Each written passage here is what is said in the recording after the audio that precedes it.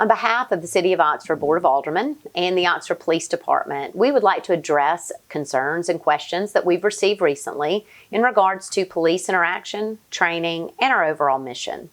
Relationships are so important to us, and we want to be as transparent with the citizens of Oxford as we can possibly be. We are proud to have a police department focused on servant leadership, and they truly are. We're proud to have a police department that's both a nationally and state accredited department. These accreditation managers audit our department multiple times throughout the year, and each audit has its own unique requirements. Our entire police department wears body cameras, and we have a policy that our cameras have to be on during each citizen interaction. We're always looking for ways to improve. We've received many emails asking that we consider the policy recommendations of the National 8 Can't Wait campaign. As these are policies we've had in place for years, I've asked Chief McCutchen to discuss how our current policies address these topics. Chief? Thank you, Mayor. On behalf of the 8 Can't Wait campaign, I want to go through each one of these and address them and how our policy looks like on that. And the Mayor touched on it a little bit. We are nationally and state accredited. So when you think about that, we have two different bodies that come in, and each year they audit us multiple times. So the state will come in, they'll audit us over X amount of policies, and then the CALEA, which is a nationally accredited law enforcement agency, will come in and they may have a completely different set of policies that they audit. So each year we have different groups that check us, and what we want you to know about that and why that's so important is to be accredited, your agency has to have the best practices and policies nationwide, and you have to fall underneath that to be able to get that accreditation. When you look at the 8 Can't Wait, the first one is choke holds and strangle holds. We have a policy against that. Our officers are not trained to use those techniques, and they're not even being trained in those techniques at the basic academy. So that's a huge plus for us. Under de-escalation, we train on that every year.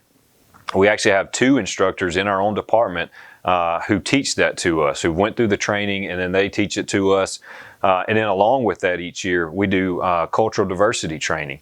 We do implicit bias training. We talk about all of those in connection with our de-escalation training. Under requiring warnings before shootings, yes, we have that in our policy, but not every situation may require that. So we understand that it could be an active shooter situation, but under our general guidelines, we follow that policy. Exhaust all means before shooting. Yes, that falls under our force continuum. We have the reasonable amount of force to meet that resistance. It's a policy that we follow. De-escalation is the very first thing that we go to when we have those incidents. Duty to intervene. Yes, we have a policy that you have to intervene. We're also writing a policy that says any misconduct that you perceive, you have a duty to report that. And you could even report that anonymously so that we give any opportunity to be able to report that. Ban shooting at moving vehicles. We have a policy on that. There could also be an instance where if someone is using a moving vehicle as a way to use deadly force, then we have to respond with that to stop that threat. But our policy is not to shoot at moving vehicles. Required to use force continuum. We have that, just like stated before. We start with de-escalation. We start with those conversation techniques. And then if we have to move forward, we follow that policy as it states. Require comprehensive reporting. We have a policy on that. That also falls through in our accreditation. So every use of force, no matter how minor that may be, that officer has to write a report on that. It's submitted to their direct supervisor. Their supervisor then initiates an investigation into that report. They forward it to the command staff, who then goes back and checks that supervisor's investigation to make sure it aligns with our policy and also is in line with our mission statement. So it's checks and balances. Those are recorded every year. And then we submit that to our accreditation manager. So all of those are documented. They're all reported.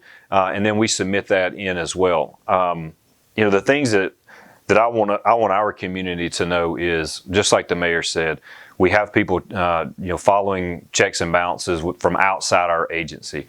We do have a body camera policy. Our command staff and our sergeants and lieutenants also They have a program on their computer that we do randomized checks of our body cameras to make sure we're turning them on, to make sure that our interactions represent you and represent the agency that we want to be. And we understand too, as a law enforcement agency, that there are things that we have to improve on.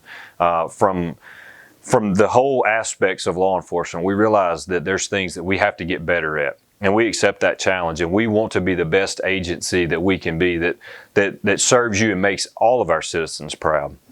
And we understand that there's hurt and that there's frustrations.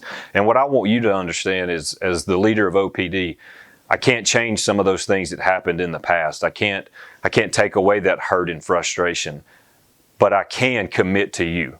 I can commit to you that I will be the change, and that I will listen, and that I will take what you're telling us and we will apply it, and we will do the things that make you proud, and we will represent you. I know that if I will commit to being the change, and you will commit to being the change, I know that we can change the world together. And that is our mission. That is our goal. And we want to make sure that we represent every one of our citizens and make you proud.